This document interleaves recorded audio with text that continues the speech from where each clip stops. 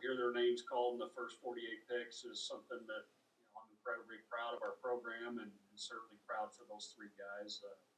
Overall, I feel like we were very fortunate. They were able to get Bryce Miller back, and there was a couple of signees that we sweated through the last pick last night. But all in all, I think it was a really good last couple of days for Texas A&M baseball. Coach, what did it mean for you to have Asa go and be the highest drafted Aggie of all time, and what he's been able to do in College Station? Well, he gets all the credit for that. He's such an incredibly motivated young man and works so hard and wanted to be the very best at his craft. And it's just nice that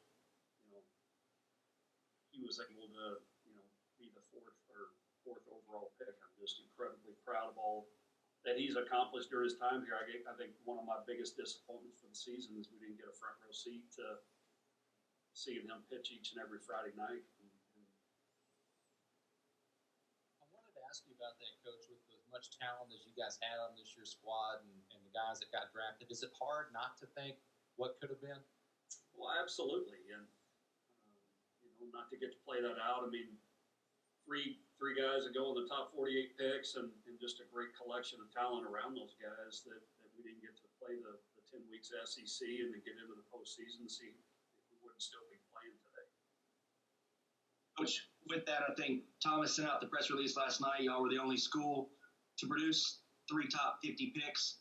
What does that do? I know you're obviously your program is well known already, but having a draft night like that and a draft weekend like that, what's that do for your program? Well, I think it just drives home the fact that we have one of the best recruiting coordinators in the country, and Coach Seeley, and coaching staff that's going to develop guys the right way on the baseball field, and a great support staff, and Jeremy Mellon, our strength coach, and Casey Meyer, our trainer. Those guys are fabulous and incredibly good. It takes a village to have a quality baseball program year in, year out, and we certainly have a great staff surrounding our kids. Both Asa and the guys, the GMs in Kansas City, said that there was a mutual good fit between the two of them, not only baseball-wise, but just personality-wise. They said they talked to you a lot about that. Did you sense through those conversations that this could be a great place for him to land?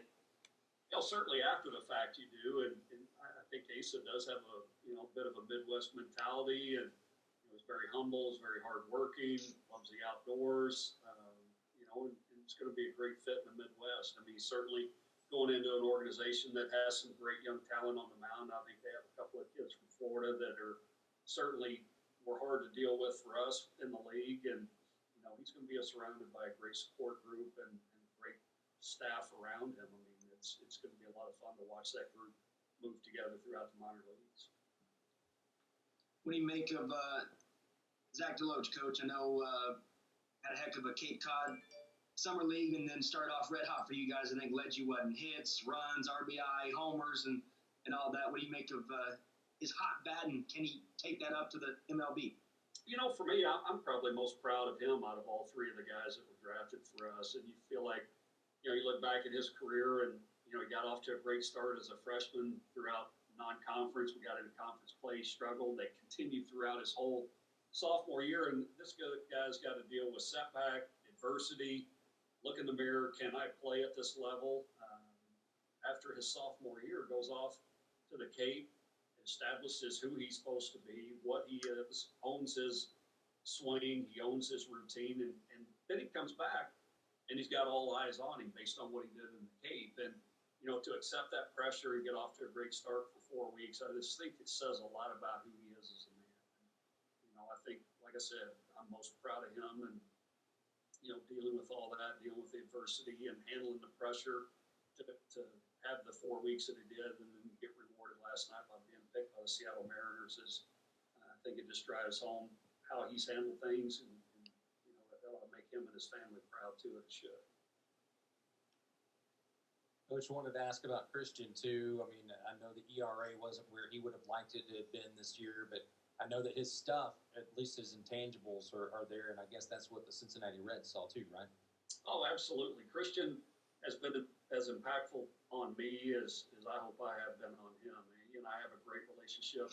Take baseball aside, and just our relationship's one that'll carry with me for a long time. But baseball is just what Christian does. It's not who he is. He's such a diverse young man, and is comfortable in a lot of different settings, and he's going to be a success for an awful long time. But here's a kid from Memorial that comes in, pitches very little as a freshman, was just determined to be a starter, and wasn't going to, that was not going to happen in his mind, and he forced himself in there by his performance. Had a great sophomore and junior year for us, was really good in the fall this past year, and I just think that guy's going to pitch in the big leagues, and when he's done, and he's going to be special after baseball as well, and everything that he chooses to do. I know a lot of conversation about having only 5 rounds of the draft this year, and what that will do for baseball moving forward. From your perspective, what effects will that have on college baseball in the next year to a couple years to come? Well, it's going to be the next 2 or 3 years. When you talk about rosters, and the transfer portal sitting at 1,000 now, it's going to continue to climb here over the next week. And the NCAA did come back, and I'm very thankful that they gave everyone relief. They did come back and give us instead of 27 counters, 32, lifted the roster cap. But I do think at the end of the day, there's going to be a lot of kids left without a place to play, albeit Division I, Division II, Division III junior college. I was very disappointed we didn't get any scholarship relief. And there was hope that we were going to get a couple extra scholarships for this year alone, but that was voted down.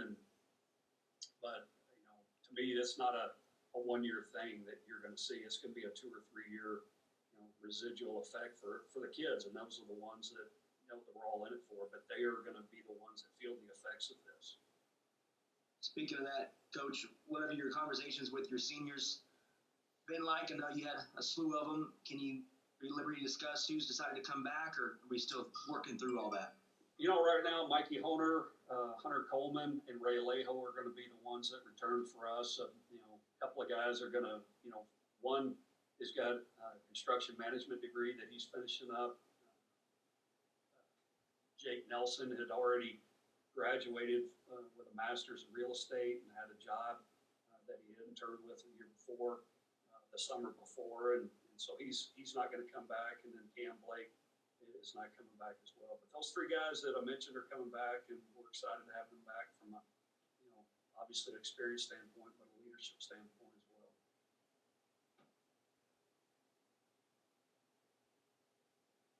Coach, your thoughts on the NCAA and not the limit, the 35-player limit cap on rosters? Just your thoughts on that? Well, it's going to provide some opportunities for guys that normally wouldn't have it. I mean, it's not going to be as bad as it could have been. But again, my hope was that we were going to get 2 additional scholarships for this year, and that's the disappointing thing. Every kid on every roster across the country is paying some part or all of his education right now. But not to have that help from a scholarship standpoint for this year with what's been created out of anyone's control, I'm disappointed. But, I'm thankful for the 32 that we can put on aid, and I am thankful that we don't have a roster cap right now, because I'm sure there's a lot of teams around the country that are going to have upwards of 50 guys or more when they start in the fall. For us, we're not in that situation right now and don't expect to be. You feel like A&M's going to reload, as always? Absolutely, that's what we do. I mean, certainly we lost 3, super impactful guys, but we've got such a great nucleus of experience coming back and a very talented class coming in. We're going to have a lot of older guys that are going to play every day offensively, and certainly a lot of experience back on the mound. And each guy will take a step forward and improve. And but the 21 team is going to be a super talented team as well. And we got off to a great start offensively. We've got the bulk of that whole group coming back, so that's exciting. Certainly lost a couple of difference makers on the mound, but we've got a lot of difference makers coming back as well. So I expect us to have a great year in 21.